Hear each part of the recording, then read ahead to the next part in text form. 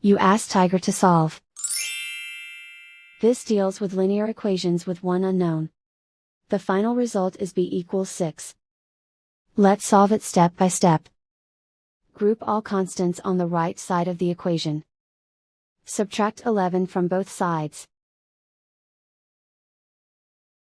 Simplify the arithmetic.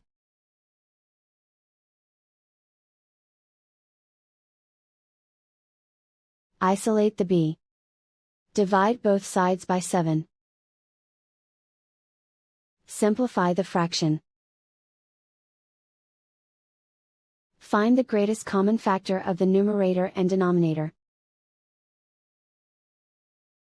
Factor out and cancel the greatest common factor. And so the final result is b equals 6.